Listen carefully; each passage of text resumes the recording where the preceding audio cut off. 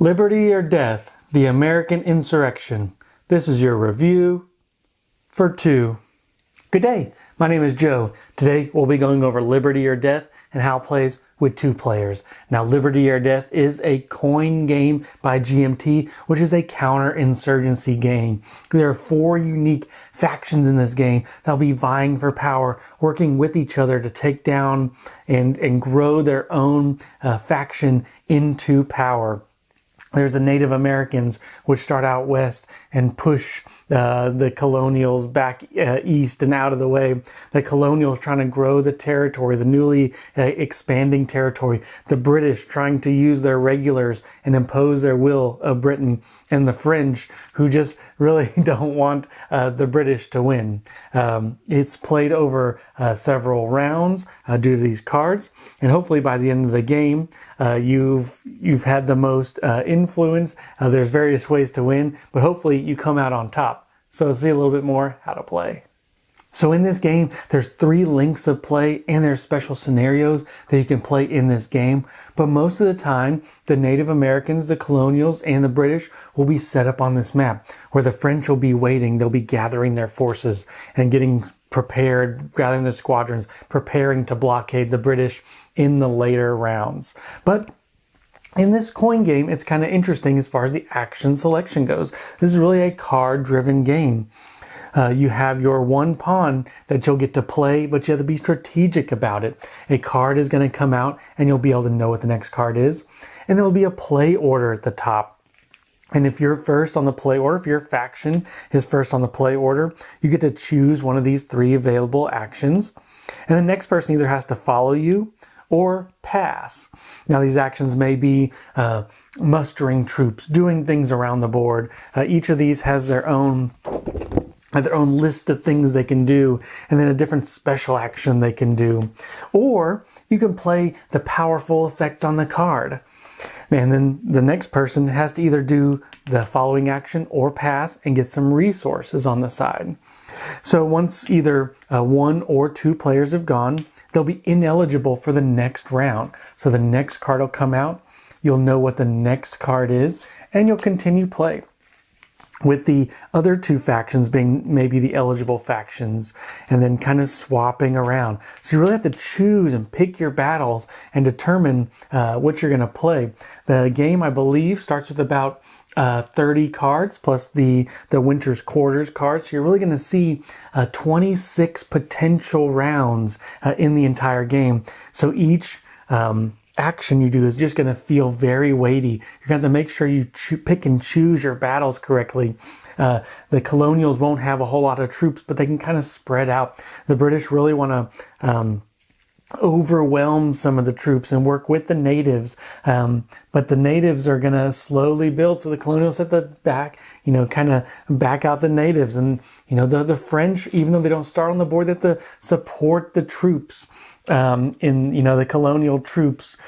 You're going to be using these resources on the side, trying to just vie for control. There's just a lot in this game, but really what you need to know is 4 asymmetrical factions that all have their own play styles and their own win conditions that you need to do throughout the game. So I won't go into everything about the game, but it is kind of a card-driven game where you'll be deciding if you're going to play the action when it becomes your turn or pass for some resources. So maybe you can play a better action next round. But let's see a little bit more what I thought about the game. So the components in this game, I really like it for what it is. There are cubes which represent, maybe regulars, war parties. The colonials may have their militia, and the French have their regulars too. And you come out with squadrons. But I really like the components of the game. Pretty simple for a card-driven game, but the components themselves, very good. The rules will take you a little bit to get through. There is a playbook that kind of walks you through a sample of how coin games work. If you're kind of new to the system itself, get you used to placing it down and then seeing where, who goes next, the order of operations and stuff like that. So they did a good job with the playbook, but the rules themselves are pretty thick. The references, The the non-player references aren't the best. It's kind of tough when you're trying to fill for some other slots, but we'll go into that a little bit later.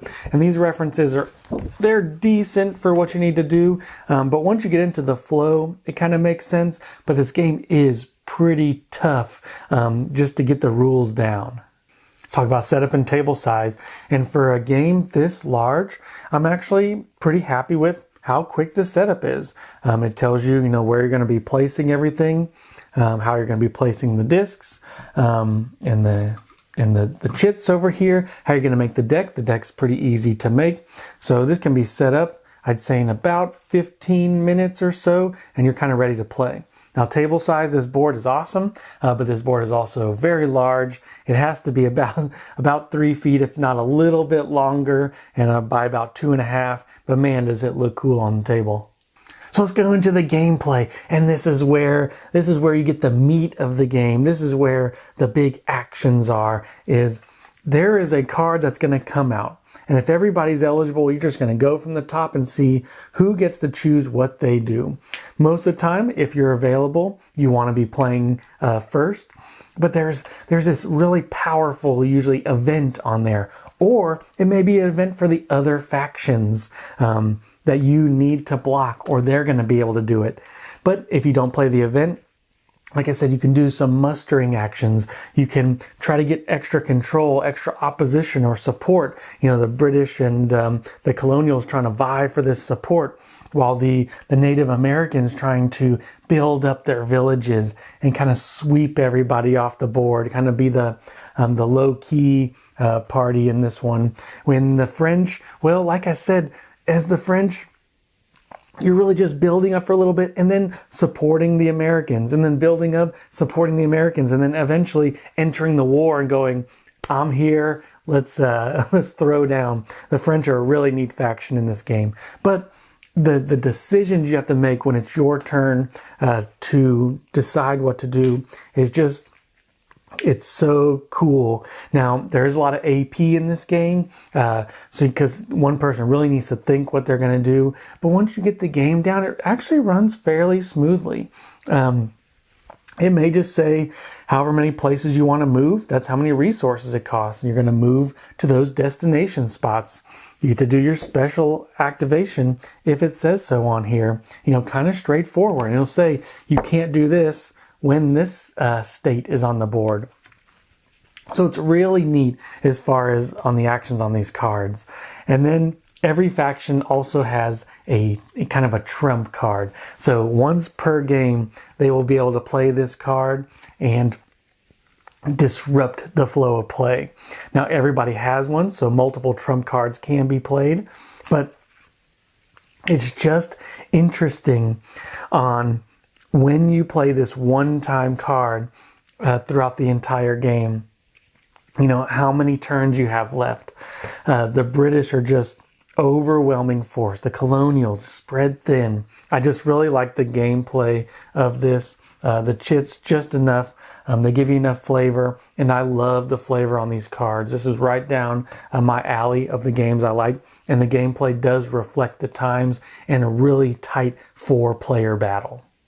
So is this game good for 2?